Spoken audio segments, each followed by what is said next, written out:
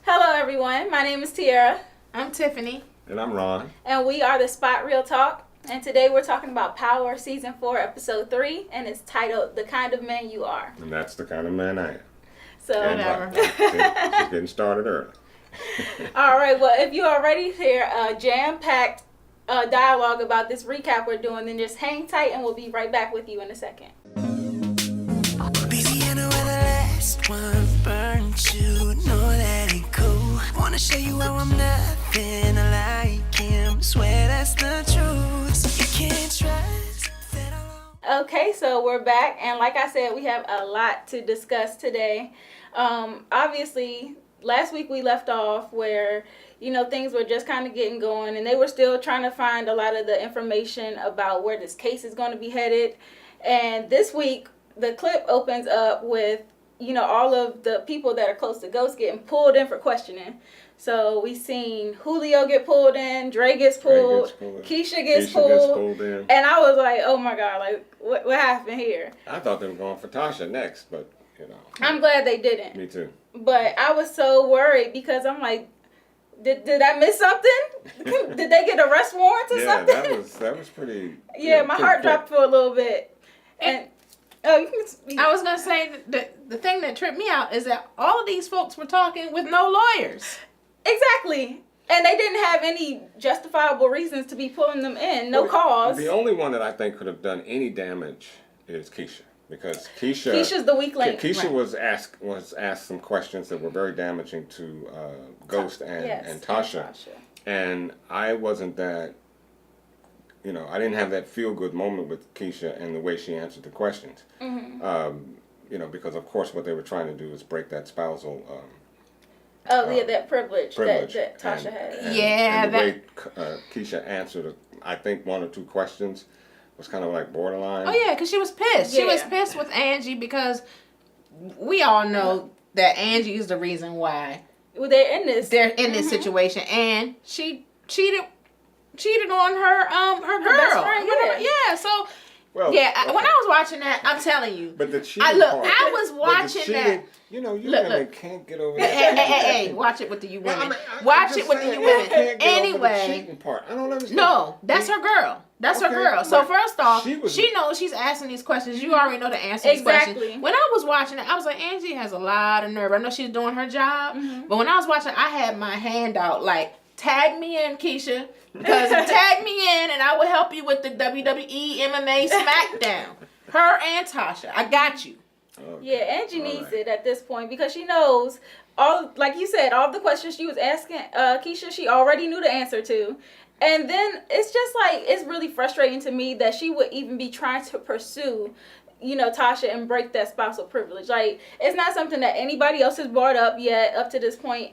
And now you seem to be pursuing it before anybody else has even mentioned it. Well, first of all, her little ragtail behind shouldn't even been in there. In fact, she should have been thrown out. I mean, if I were either Proctor or Silver, I'm like, no, you can't talk to my client. Get that, get out. Get out. No, don't want to hear what you have to say. I mean, what does she offer him? Turn over, flip. You're talking about when she's talking to Ghost. Yeah. We're talking about when she was talking to Kiesha. Yeah. Oh, well. Okay, but even with that, sorry about that. That's all right. But the whole point is, even talking with Kiesha, as Kiesha mentioned, you know everything that happened, and why would you think that Kiesha is going to turn over on Tasha anyway? You know better than that. All right. No. So you were just trying to get something out of Kiesha that you hopefully that she can use. And she mentioned too, like she was kind of trying to bait Kiesha in when she said, "Did you know she sold her wedding ring?" Like trying to put information out there that Kiesha didn't already know to make it seem like it was a betrayal or something. I'm like, that's none of Keisha's business.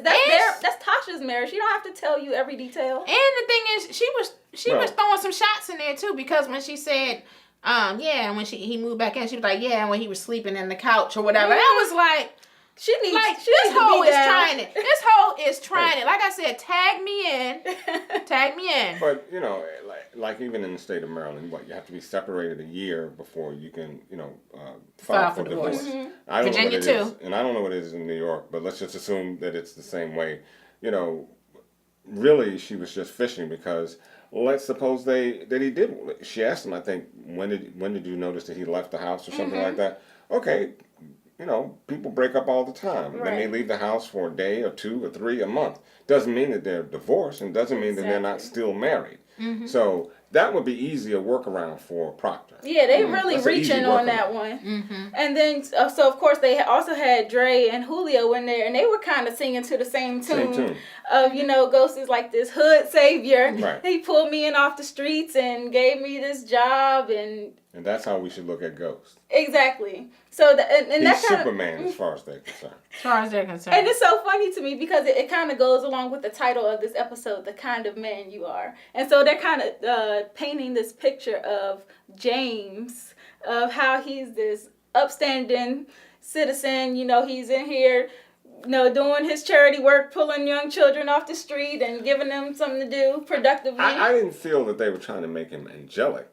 I just thought that what he was saying was to give him an opportunity to which is true. He did because Julio said that he owes Ghost. Exactly. He did pull him and get him out the game, and he did give the kind of man that Ghost is. In part, that's part of who he is. Look, that's only part of who he is. The only thing y'all can tag him with is that character issue when it came down to Angie. Y'all got to get over that. It's over. That's the only thing. I mean, I believe I saw a conversation with Tariq and Tommy, and Tariq said he lies all the time, and Tommy even said, even sometimes I don't trust him. So Tariq needs to shut up. So he's saying this about but Tommy, his brother, acknowledged that sometimes I don't trust him. Mm-hmm. So there is a character issue. Okay, you had a breakdown. He's a liar. He's a liar. He is. He's a liar. A good one too. Okay. He has to be a liar to be But what? James did not necessarily. Okay. He didn't necessarily lie. There are 2 reasons you can lie. Okay, you can lie to protect someone, or you can lie for personal gain. And in my opinion, when he did lie, he lied basically to protect his family. So he lied and cheated. Oh, here we go. See, you have to throw the cheat in every single time. But he did. He lied many times. He lied to Tommy. He lied to the kids. He lied to his wife. And whenever he lied to Tommy, he didn't lie for personal gain. He lied because he felt at the particular time he needed to do that. Lie is a lie. I can't say that it wasn't for personal gain either. Yeah, because he never. It is for personal gain. Because he always I'm saying he did not lie. Any of his lies did not necessarily gain him anything. Get out of here. Yes, it did. When he lied to Tommy, even when he killed the whole New York network, he was lying and deceiving Tommy when he was texting him and stuff so he can get out. But he left Tommy with no network. Mm-hmm. So he was only thinking about himself. And Tommy Angela said that too. Yeah. Angie mentioned that this episode. So he's selfish. At that particular time, they were going through a thing. So he necessarily couldn't say, he couldn't just, come on now. Okay, and look, I know we have a commenter. Proctor. We have a commenter on our page you and Silva can use another man on the bench, I see.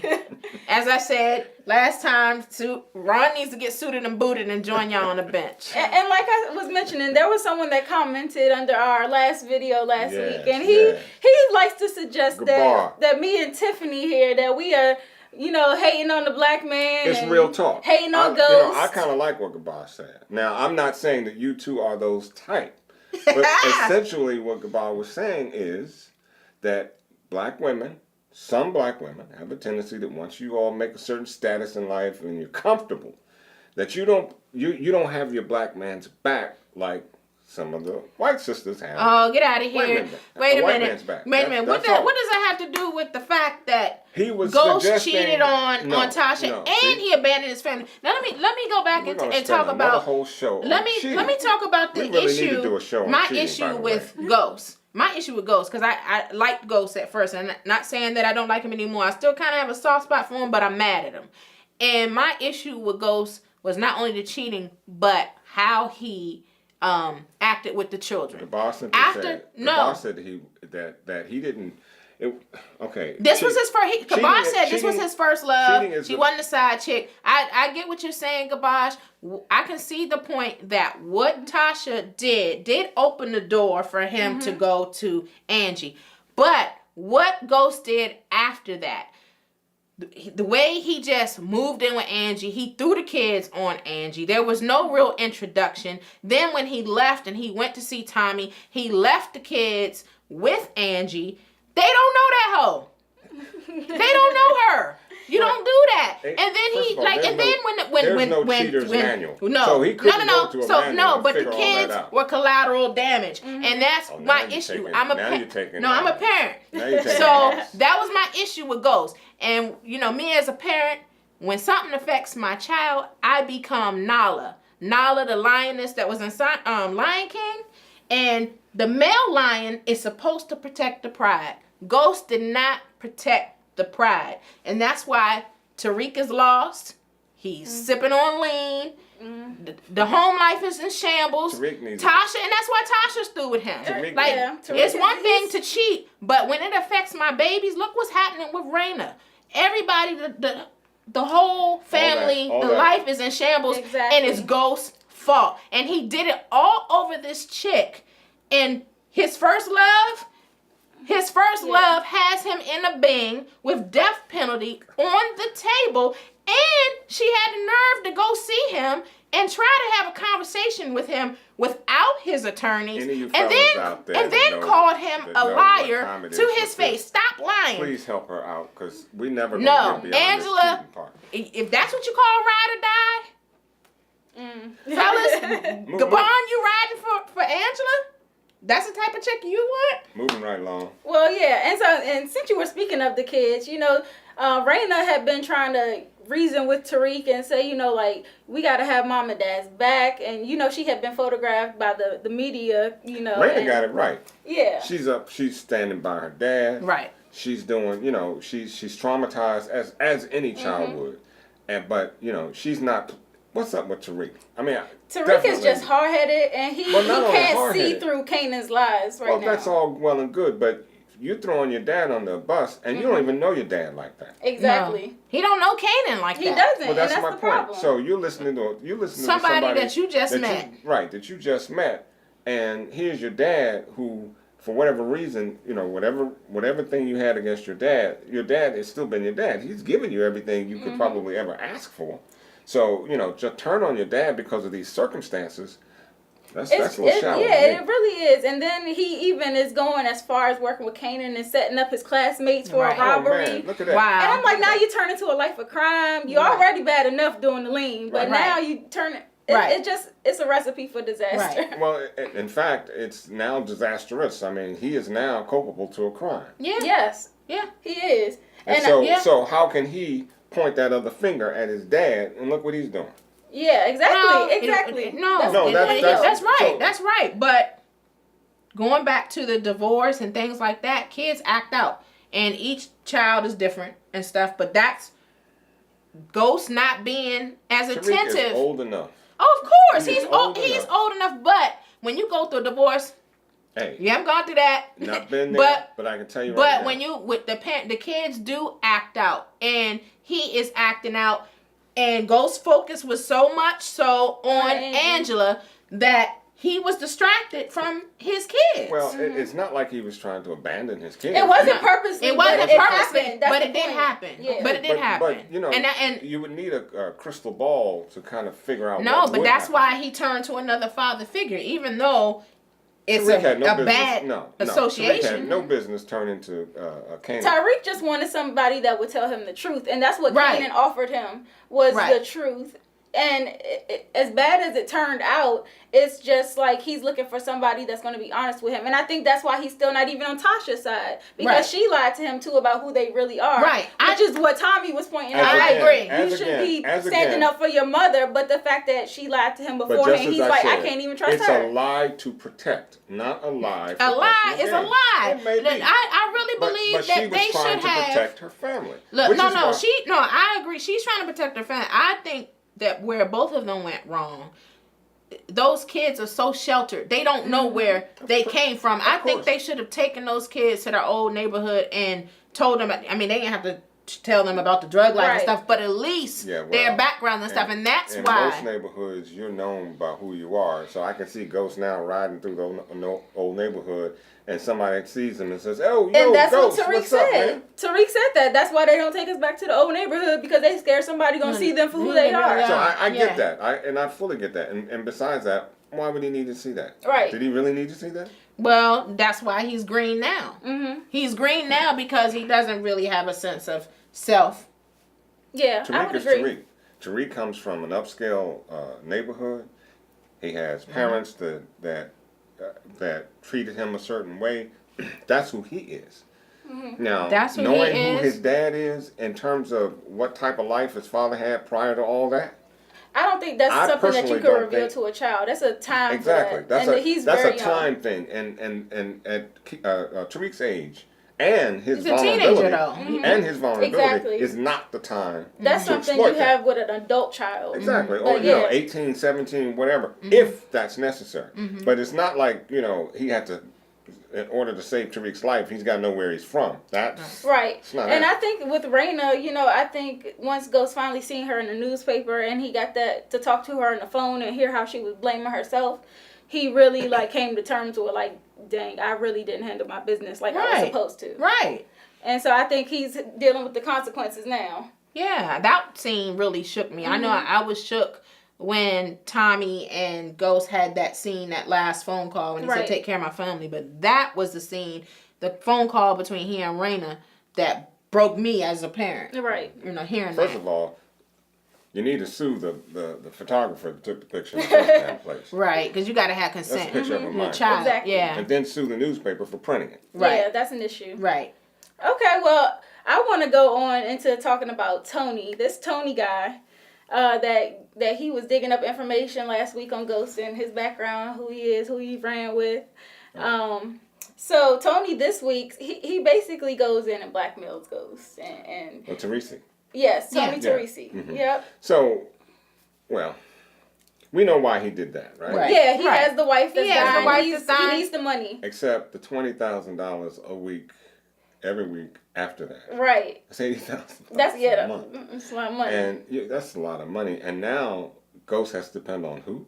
Tommy. Mm-hmm. Exactly. And I still believe that Teresi could be Tommy's father. I still believe that too. But I think that, him having Tommy do it is because he knows that they're desperate and they don't want to get pulled into, this legal battle where now I'm going to give the cops information that you are who I'm saying you are. So the question is, should Ghost have given up so easily when Tony said, I battled with that because I'm like, the phone call that Tony got, the guy didn't say, he said exactly who Tommy was and all of his background. He was this drug dealer in Queens. But he said he runs with a guy named Ghost, and I'm not sure who Ghost is. And then you see him turn back and look at James. Of course, And so he had an idea of who it could be, but when James admitted to it, I was like, oh, you messed up. okay, but Yeah, I think he was bluffing when he came to. He had an idea that he was Ghost, but he didn't know for sure. But Exactly. if you look at where Ghost is at that point in time, he's looking at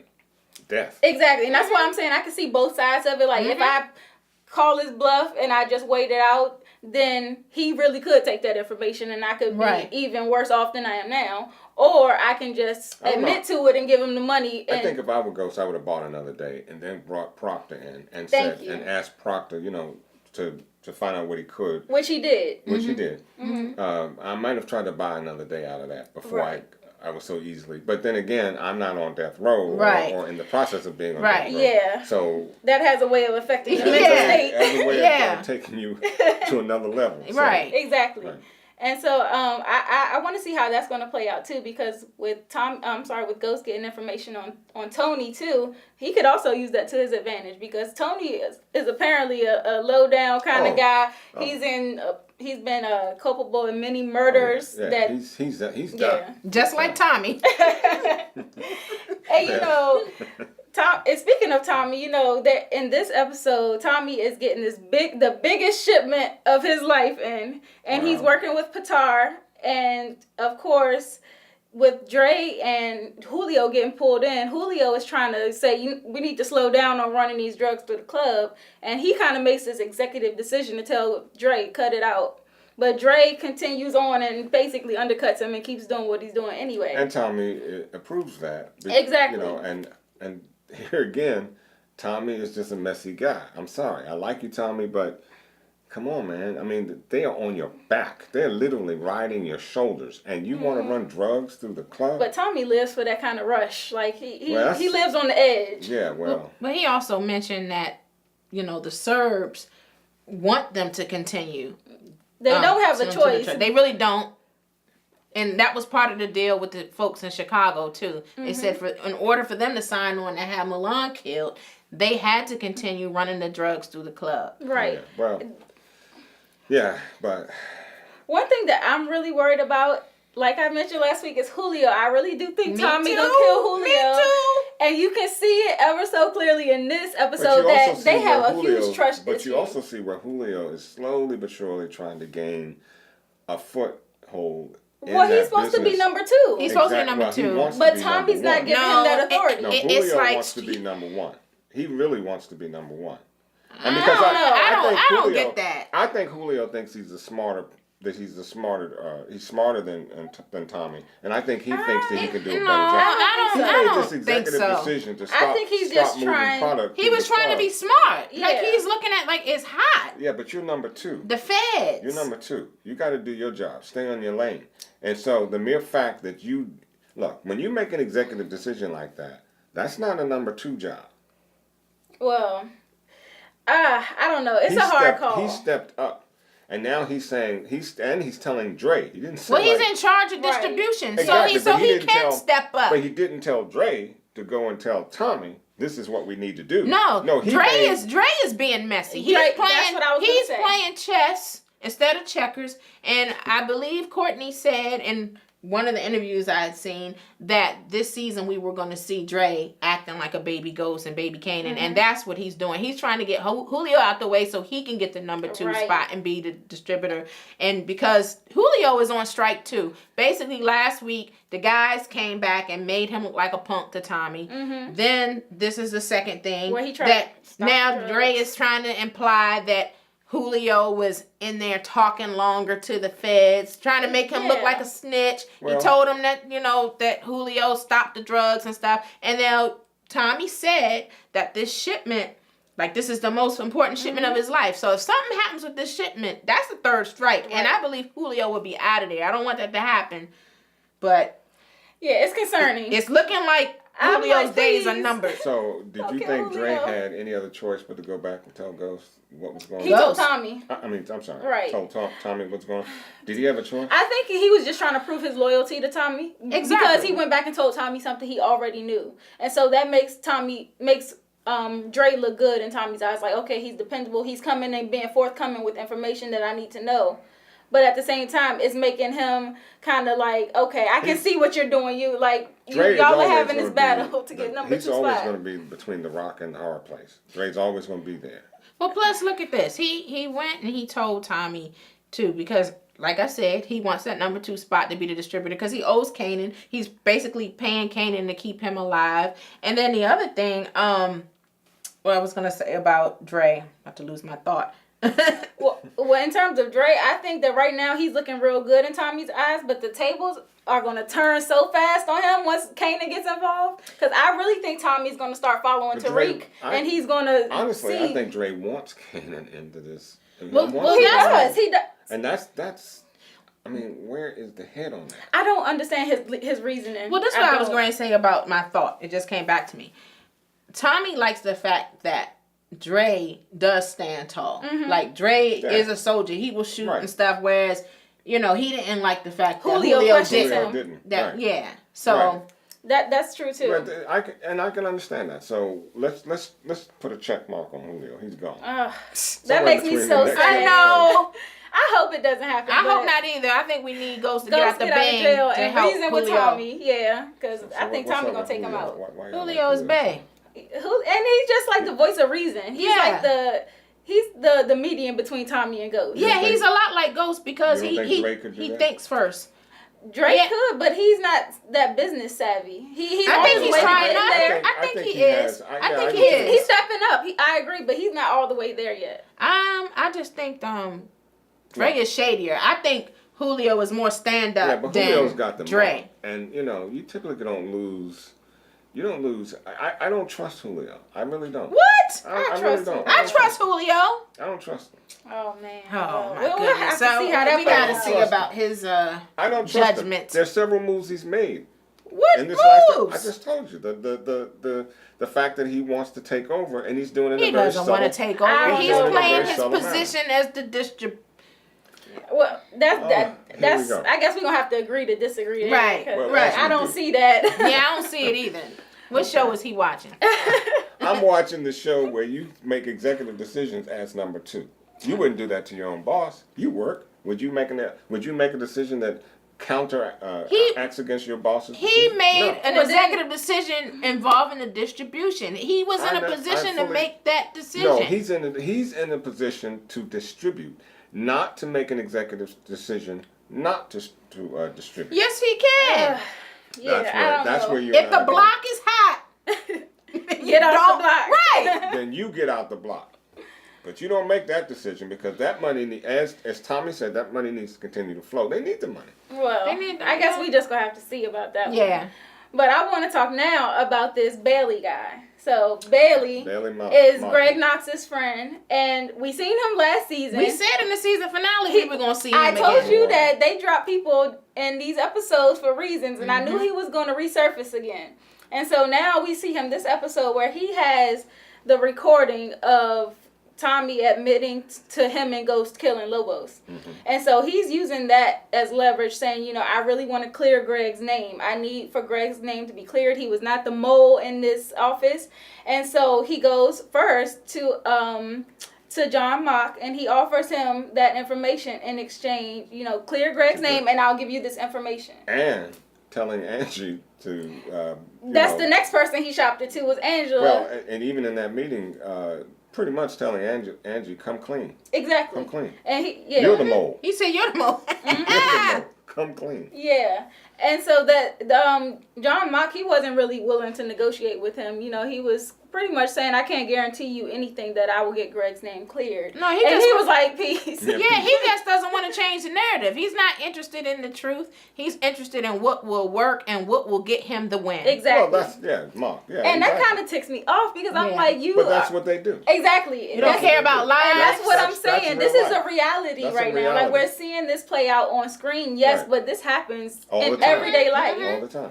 And it's very it's just disturbing. It is disturbing that they are willing to put people's lives on the line, and it could be true, it could not be true. They just Angie's going with doing whatever it. works for them. Mark's doing it. Sandoval's doing it. I mean, this is a high-profile case, so they want to put it to rest and get the accolades for it. So they don't care who they. Exactly. Even children. Anybody's You collateral heard what he damage. said about Right. the kids. They're collateral He said the damage. kids just That made me collateral damage. And- Yeah, that made me mad too. And that's how he feels because nothing's more important or worth more than getting this win. Right. Well, then Bailey, he goes and shopped this tape that he has to Sax. And so he says, Sax, I have this tape and, what can you do with it basically? But Sax, he's not really in a position to really do much with it. So he tries to go to the judge, and that doesn't work out well. That judge for is him. no nonsense. Bald headed self. I like Yeah, that and guy. he said this inadmissible BS will not be played in my courtroom. Right. And so basically Sax dismissed himself after that.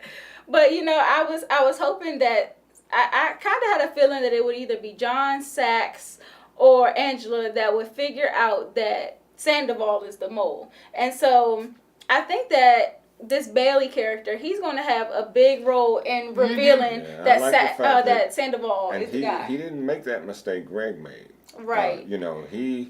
He kind of went along with the program. That's what I was getting to because Sandoval approached him at the bar. Exactly. Remember, this guy was Greg's mentor. Yeah. So And he's a little more. And he's homeland. He's Right. very savvy. So he's savvy and he's a little more seasoned than Greg. Yeah, and he comes too. from So Homeland Security, so he's got all the information he needs. And he already he mentioned in the room with Mock. Well, he didn't mention it. He kind of said that, you know, I know that Sandoval spoke to Greg the night of his murder too. And John Mock said, "How'd you get that information?" And he kind of was like, "Yeah, he didn't even answer." Yeah, he looked like he had to go to the bathroom. He just said, exactly. "Okay, what I do now?" And so Mike, I think he really thinks that he's going to play this out so that he can get Bailey on his side, but Bailey's going to double cross him because after Sandoval walked out, he looked him up. Yeah, he did. I hope he doesn't get killed, though. I hope not either, because I think he is a key to getting this case. I think so, too. Yeah, it was a little suspect with me because the way Sandoval left, it looked like Sandoval might have had a suspicion that Bailey's not gonna play ball. I think he had a look. It was kind of smug because I think he felt comfortable. I think he felt safe at that point because Bailey said something like, "Yeah, you know, the case will basically, the tape will basically make sure that St. Patrick, Ghost is locked up, and so is Tommy, and so is Tommy. Right. So." That gets Sandoval off the hook. Right. So I think in that moment he felt like, bet, I'm you know, this is straight. I'm straight here. So I think in that moment he was a little like, right, I'm good. Okay, we'll see. Yeah, we will see.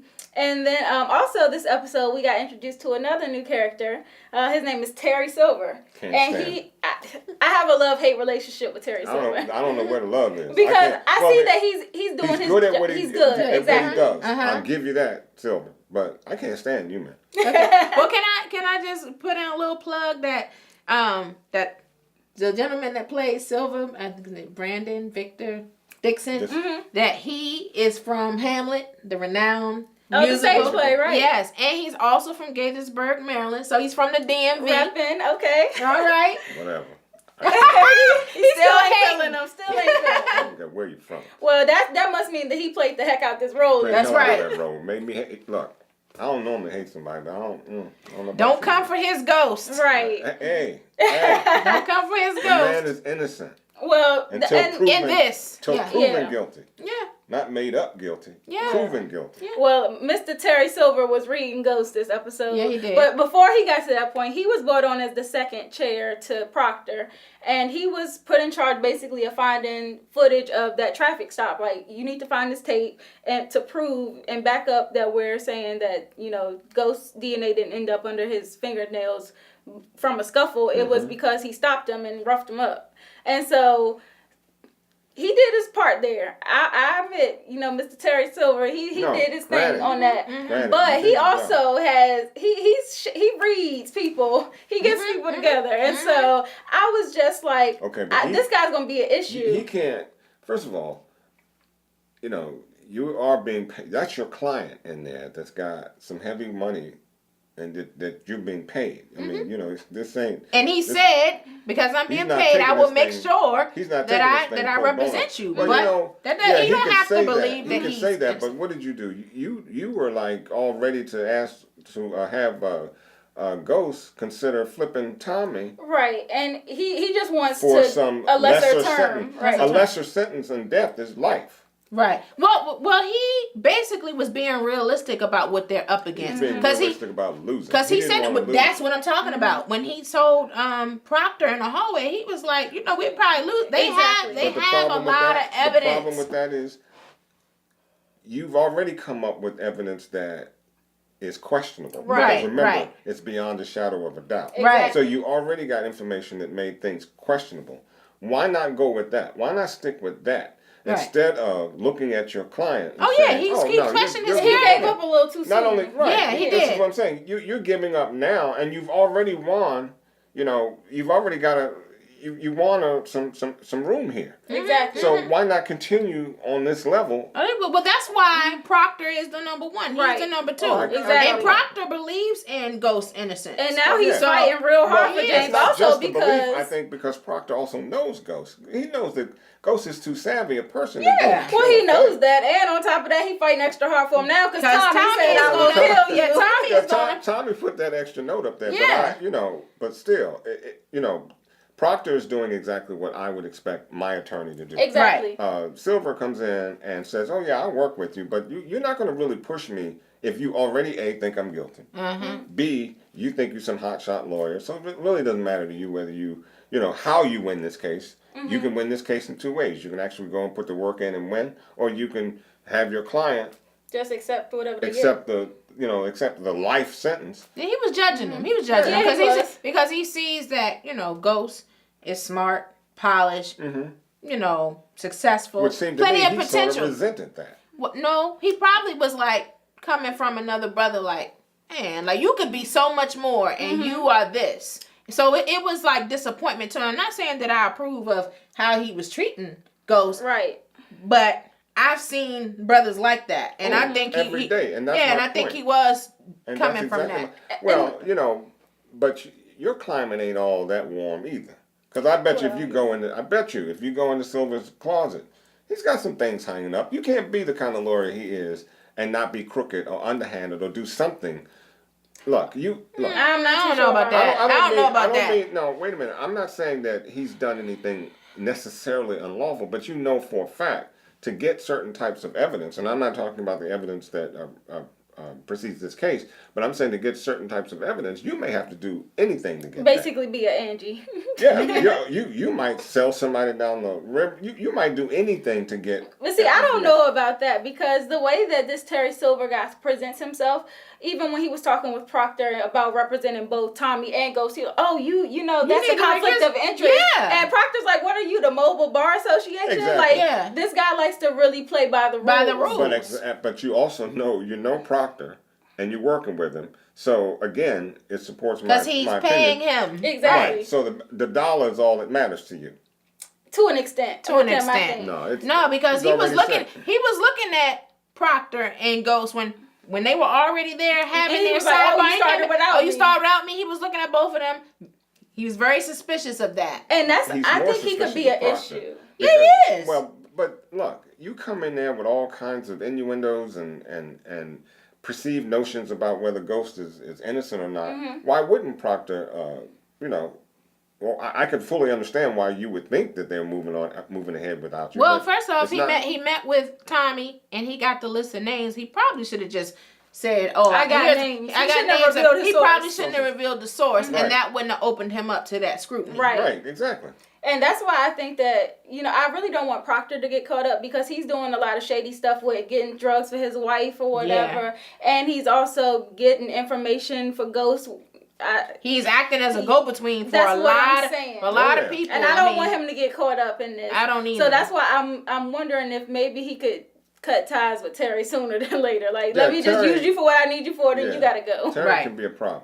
I think he only got him because, like he said, that ratio. He's 3 to 1. 3 to 1 with getting people off of them Capricorn. Those are good odds. So he's pretty sharp. And then so with Terry basically reading Ghost, and this, like I said, this episode is titled "The Kind of Man You Are," and so we already seen how earlier on in the episode, Dre and Julio were painting Ghost kind of as this guy that was, like I said, the hood savior, and now towards the end of this episode, you see basically Silver coming in and reading Ghost's right, saying, "You look, I can see through your act. As much as you want to be this James character, I know who you are. You're Ghost, and you can't even help it." And what did Ghost say? Tony also mentioned that to him too. He said, you're not some little weak businessman. I seen you snap that dude's arm like a breadstick. So he was like, I can see through you. That's right. It's like, to me, it was like putting a mirror up to his soul, because the truth is,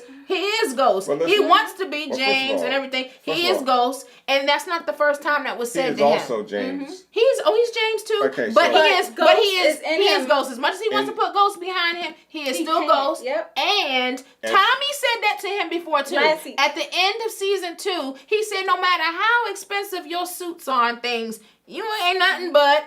I mean, it's the truth. Shade. It's not even shade. It's real. Have you ever met somebody that lies so much? Did you see the look on Ghost's face? Did you see the look on Ghost's face? He had to come to terms with it. Look, who is He's Ghost coming to terms with it. While Ghost is in jail as Ghost or as James. He is both. No. James and Ghost is incarcerated. Ghost did not go to jail because of being Ghost. He went to jail because he was set up. As far as anybody knows, he's still James. And as far as the lawyer is concerned, yeah, he's got a shady past. I got all that. But to not give in or understand that regardless of his past, you're not looking at the man. And basically that's what James was trying to tell him. He said, I didn't hire you. I hired you to get me not off. to judge me. Not to judge me. Right. And he was very judgmental. He was judgmental. At the same but time, he was looking at the man. He looked at his character. He did. If you were looking at the man, you weren't. How can then you judge him? Well, I think He's what he was saying trying to you're say, not who you think you are. You may think you are James, this businessman. You're not. You're Ghost. He saw the character flaw. That's what he saw. No, that's what he saw. He said it's not about economics or education. It is about character. No, it's about judgment. Character flaw. It's about judgment. It is. Because he doesn't know enough about James to establish a character flaw. And James wasn't trying to put on airs. James answered his questions. He wants to know something. I think he was trying to put on airs because he called him there to talk to him, and I think he figured that he was going to finesse this dude and everything. And the dude,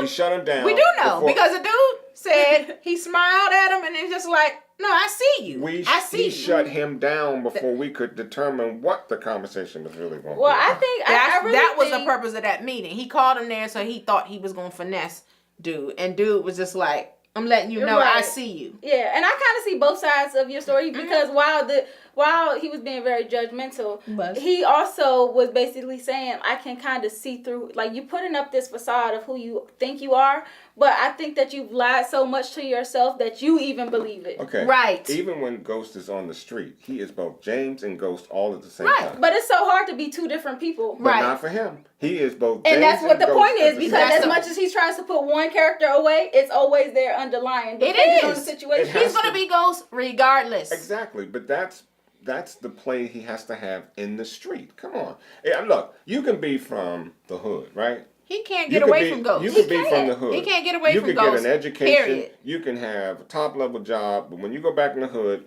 you dress that way, you act that way, and there's a reason that you do it. You do it because... It's code switching. Right. Hey, and who... Right. Why not? It's not saying that it's not out of necessity, because that he does it out of necessity, but he likes to make himself believe that he can completely put Ghost away. Right. And that's not the case. Exactly. He wants to believe that he can completely put Ghost away. Is there a he cannot. with him wanting to progress? So you're telling me... No, that's not what we're saying. There's nothing wrong with him wanting to progress. We think he's being delusional about the progress. Like, he is still Ghost. He believes he's beyond Ghost. If you go to any rehab, they say the first step is to admit that you have a problem. Thank you. And he's not admitting that he can't put Ghost away. No, he's trying to say he's already recovered. Even when he was in jail, he was supposed to be a weak businessman. And what did he do? He snapped the Biscuit's wrist. And Biscuit needed his damn wrist. He did. Okay. He did, but that was something that Ghost would do. That's not something that James would do. That's something with a brother. Look, I'm sitting in jail, and if you ain't got a platoon of Negroes with you, and you gonna come and try to snatch my biscuit, particularly my lower biscuit, oh no, something gonna snap. Yeah, but I'm like, he was being Ghost in that moment. He was being Ghost. He was being a man that was trying to say, you ain't touching this, bro. Right, but any man would defend that manhood, but the way he did it. No, it's the kind of man. No. It's the kind of man that would snatch, that would say, no, you ain't touching my manhood, bro. I gotta be in here for a minute. No, you ain't doing that. Okay. I thought, you know what? What I was thinking, you need to hit that little right in his throat. That's what you need to do. Hit him in his throat so quick and make his head drop. But he don't need no more charges added to his list. You know what? Hit him in his throat and just jump and get away. Say, oh, you know what? I think he choked on that biscuit he was trying to steal. Anyway. Well, I think Ghost, like Courtney was saying, Courtney Kemp Agbar was saying that Ghost this season is really going to be transformative, because I think that this is just the tip of the iceberg of him seeing himself for who he really is. Mm-hmm. Okay. And I think that's going to progress throughout the season. So we're who going to is see some more Ghost? of that. Well, Ghost is who he is. Yeah. He's James. I think Jamie Jamie is gone. Jamie is gone. So Jamie, you see Ghost there won't be. And that's what I wanted to mention. So you see Ghost as just a drug dealer, murderer. No, I think he's a man he's in a transitional point in his life, and he's trying to transition from being Ghost to being Jamie. But he has. There's nothing wrong with that, but he just has a lot more things he has to do in order to get to that point. And what would that be? Because he tried to cut off his network, but and look at the way he did it. He had to be Ghost to cut his network off. We know that. Exactly. But along with cutting his network off, all of these consequences come along with it. That meant simply he had to. Yes, and I agree. And then you have Greg investigating you, trying to bring... You have all the circumstances that follow that. Every time you're trying to make progress and become a better person, there's always somebody there to remind you of who you were. Right. And that was Greg in this case. And isn't that a shame? It is a shame, but that was Greg in this case. We can't progress without somebody trying to call you back home. But that was Greg in this case, and with Greg getting killed and him being blamed for it, that's his past coming back to haunt him because he has this reputation. Mm-hmm. Even though they can't prove that he is who they think he is. All the more reason why he wants to get out of his past. And there's nothing wrong with that. But it's just going to take a lot more time than him just cutting everybody off. And he's willing to do whatever it takes to do it. But it's not going to happen as fast as he thinks it is. Well, one thing and for he's sure, not there it'll yet. never happen if he doesn't do the things he has to do to make it happen. Okay, well, I also want to talk about Angela because we kind of we got so caught up in this conversation, but Angela also came in to interview Ghost, and she was trying to offer him a plea deal, saying, admit it, I know you did this, and I can get you a lesser term. She pissed me off. She pissed me off. She pissed everybody off. She had the opportunity when Mark asked her, do you think he did it? And she said yes. She said yes. And she should have just said, I don't know, or no, I don't. She could have said, I can't say for sure. She could have said something to that effect. Exactly. I mean, he asked her, you know James better than anybody in this room. Do you think he did it? I'm through. I'm over her. Done with that. We need to start a segment. Angie gotta die. Who can get these hands? And this week, from me, Angie could get these hands, and so could Tariq. I was so through with Angie, and then when she came in there and she thought she was gonna have this conversation with Ghost without his attorney, she crazy. Tried it. And then called him a lot. Yeah, she really tried it. Like I said, Tasha, Kiesha, tag me in. She gotta go. Okay, so now that we've got all that out the way, I kind of really want to go into predictions for next week's episode. And one of the things that I seen mentioned was Cantos. Because they mentioned, this business partner that used to work with James, you think we could bring him in and maybe he'll flip? And Cantos, he got a lot of good information on Ghost, and he also got released from his job in a humiliating way. Mm-hmm. So he could be somebody that wants revenge. Mm-hmm. But unfortunately, Mop kind of shut that down and said, we don't want somebody dry snitching, Right. And he has an axe to grind. Exactly. So that's easily defendable. Very easily. It is, but I'm like, could Cantos come back up? And then there was also the situation where James was talking with both Silver and Proctor, and they were showing him a picture, and it was a picture of a drawer, and the drawer had all the stuff in it, and then inside that drawer was a cell phone. Mm-hmm. And so he was saying, hold up, this wasn't there when I was there. This had to be planted. Mm-hmm. And so grinding my wheels, and I'm thinking, like, how could this play into getting Ghost off? Well, if Silver were the kind of attorney that you would want in this case, he would have heard Ghost, but do you think he even believed it? Yeah, that's the thing, because he keeps questioning whether Ghost is actually telling them the truth. Mm-hmm. And so that's why I keep saying they need to get rid of him, because you can't be, like, you got to assume that your clients are being forthcoming with you. You can't just say, I think he's lying. The law clearly says, our judicial system says you are innocent until proven guilty. And that is not what Silver has done. He hasn't. Mm-mm. He's very judgmental. And he is. And it seems like he just can't get and that past is a character flaw. It is. That is a character flaw. That is. So the pot is calling the kettle black. Right. Pretty much. And then also we see in the previews for next week that, it looks like they're all in court, and then out of nowhere, Sandoval kind of stands up and asks the judge to approach the bench.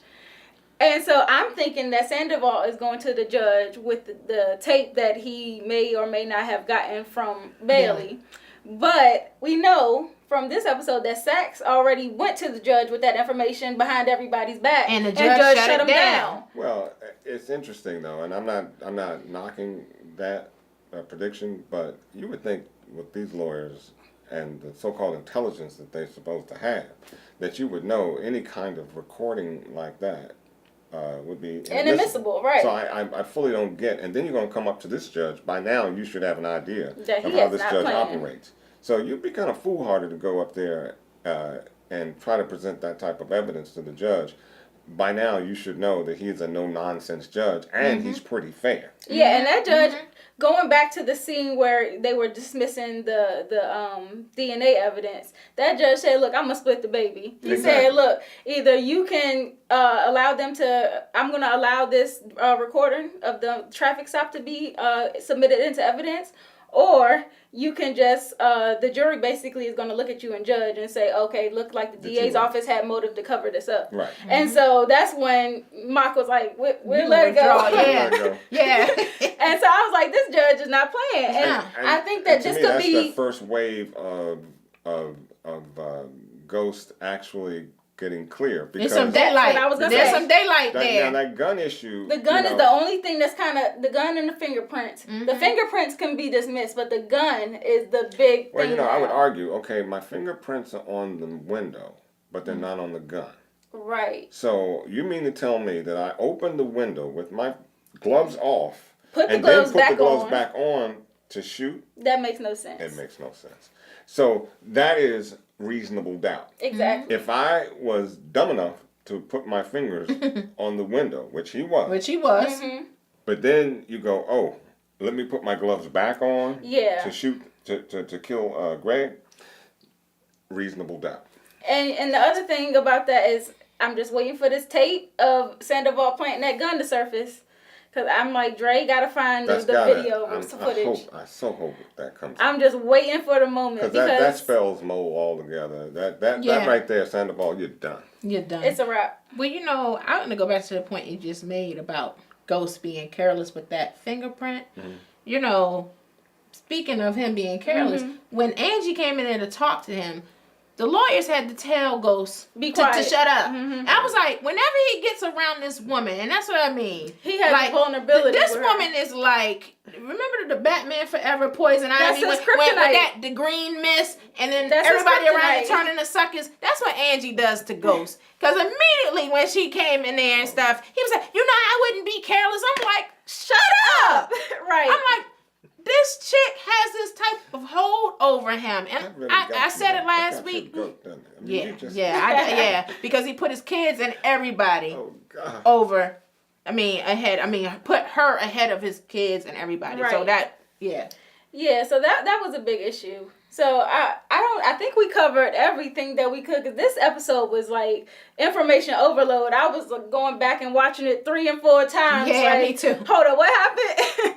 So I think we pretty much covered the majority of this episode, and we gave you our predictions. And so, going forward, please continue to comment below in our comments. Let us know your thoughts on this. Yes. Argue with us. Let us know if you agree or disagree.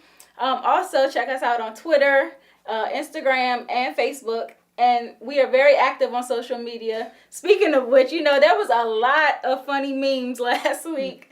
And, there was a meme, first of all, with Jerry Ferrera, who plays Proctor. And he got married recently. And everybody was going under his picture commenting, you need to be worried about freeing Ghost. And so we was weak at that one. Then there was another one with Tariq. And, Tariq has been in several different films. He was in Barbershop 3 with Ice Cube. He's been on Orange is the New Black. He was also in another movie called Love with Common. And he's been on this show. And so there was a kind of a screen capture from each of his scenes in those various movies. And it seems like he's been typecasted because he's always the unruly child in every movie. I started to say. And somebody said, can anybody raise this child? And so I was cracking up like, hold up, we got to get Tariq some new roles because he's too good at being a bad kid. And 50 even got in on the mix. I've seen a couple of social media memes from 50 because there was a whole lot of hoopla about the Rob and Black China thing, and somehow that got tied into Power because 50 said whatever Rob said Black China did, she did that. Yes. The same line that he used for Ghost. And then somebody sent this picture of Black China and Angela, and they said Black China's real name is Angela. So they were throwing salt once again. It got turned. You can't trust the Angelas, apparently. No.